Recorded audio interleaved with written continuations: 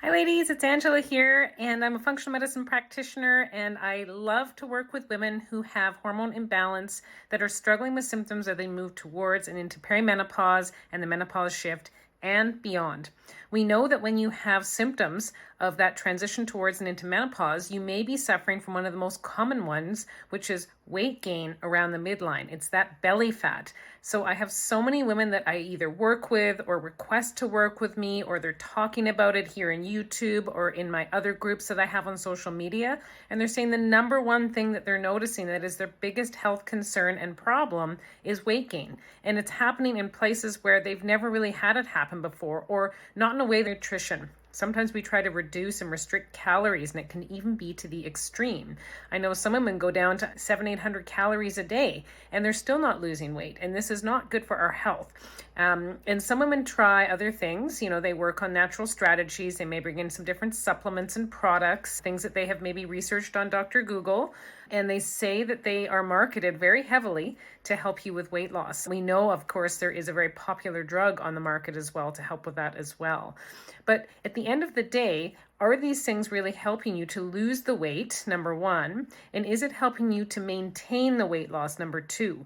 So I think some of the strategies that I just mentioned can help women to lose weight initially, but very commonly, almost always, when women don't get to the root cause of why they have weight gain towards that perimenopause, menopause shift, the weight comes back on as soon as you stop with that extreme strategy. And often it backfires and you gain more weight as it comes back on. And so with this, women feel frustrated. They feel disconnected from their body. They don't feel in control of what's going on with their body. And they feel it's impacting every aspect of their life. You're having to go to the store and buy new clothes. You're coming into a time of year where it's bathing suit or bikini season and you don't want to be seen in a bathing suit. It can be very damaging to our self-esteem in the type of world and society that we live in. We live in a world where, especially for females, unfortunately more so than males, it is expected of us to look a certain way. And if we don't, there is some shame in it. And it is really unfortunate because we do have to love ourselves for who we are. But we also want to feel good too. So you want to feel good on the inside and the outside. It's that combination of the two things. And we also want to be thinking that if we are gaining weight around the belly, especially, this is where all of our organs are too. So it actually can really predispose us to potential for disease processes setting in.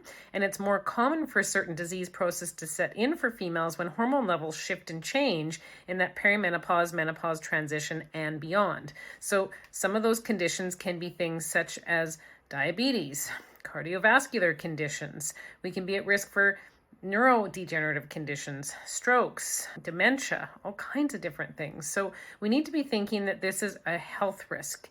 This is the main thing. So we want to feel good on the inside, feel good on the outside, feel like we are living in our body and we're in control of how we feel every day.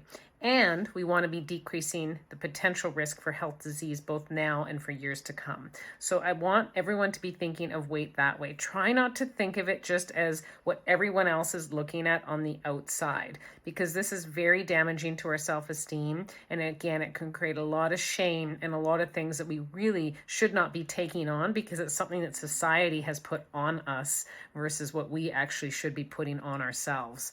So with that, I want to let you know what I see day after day as the most common root causes of weight gain for women as they move towards and into that menopause shift. And I talk about this a lot because it is such a common complaint.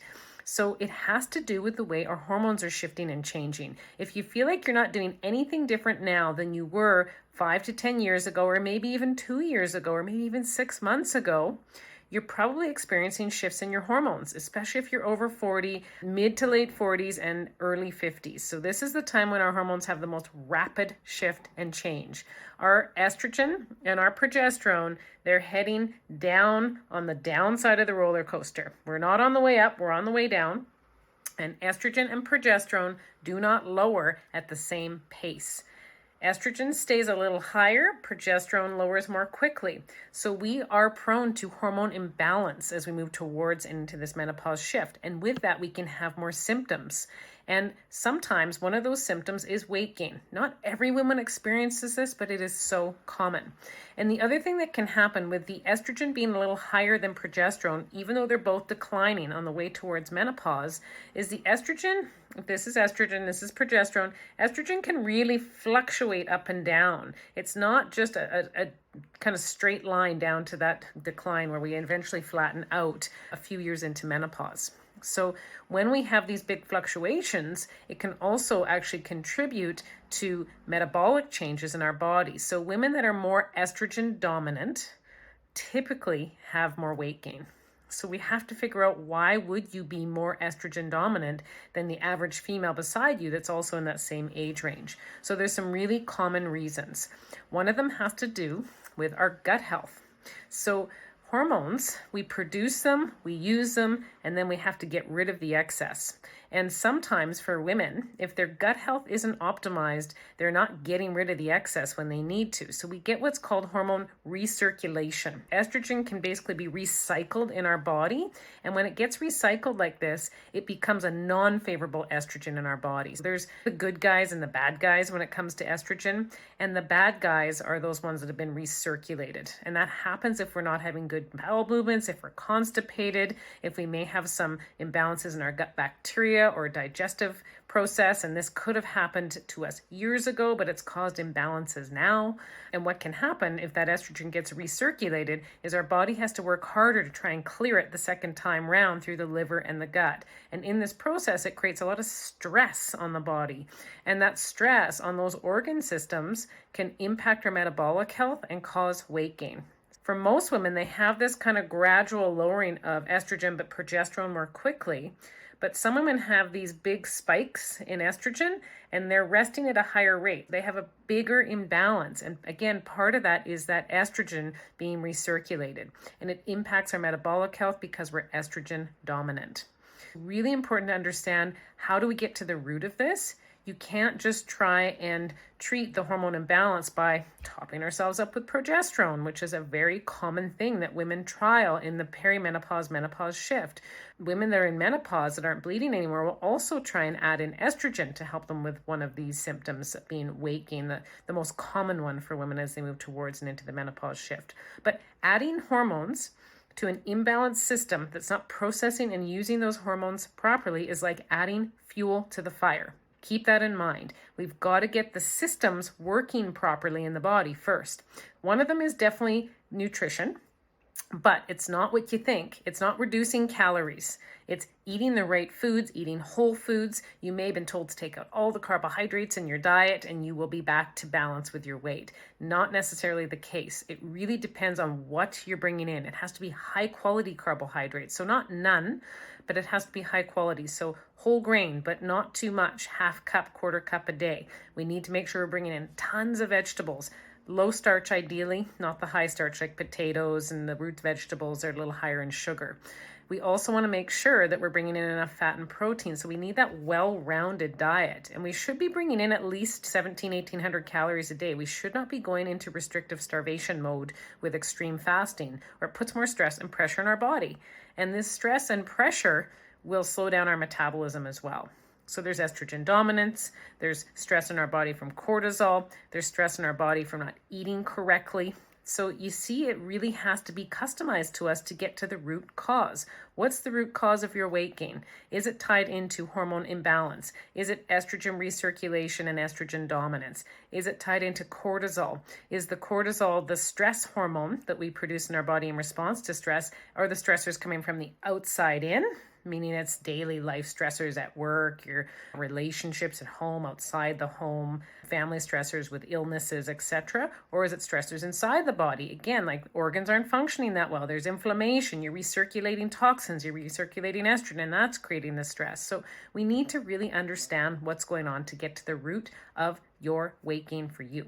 And again, if you've tried the traditional things like exercising harder, going into restrictive calorie diets, really trying to dial those key things in that used to work for you in your 20s and 30s, but they're not working as well anymore, we need to dive deeper. We need to figure out the root cause of your weight gain. So we need to dive into the hormones and understand in the mix what's happening with your estrogen, progesterone levels, what's happening with your cortisol levels, what's happening actually with your thyroid and insulin levels. So these are all things that we have to factor in.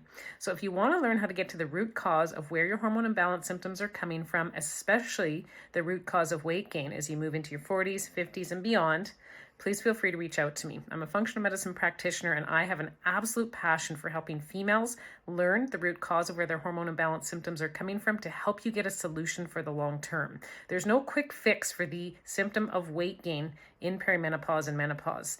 I've seen it tried, and I've seen it tried almost every time and failed. We've got to figure out a lifestyle plan that's going to help you over the long term. And the only way to do that is to dig deeper beyond what you've been trying to understand what's happening on labs to get you a result.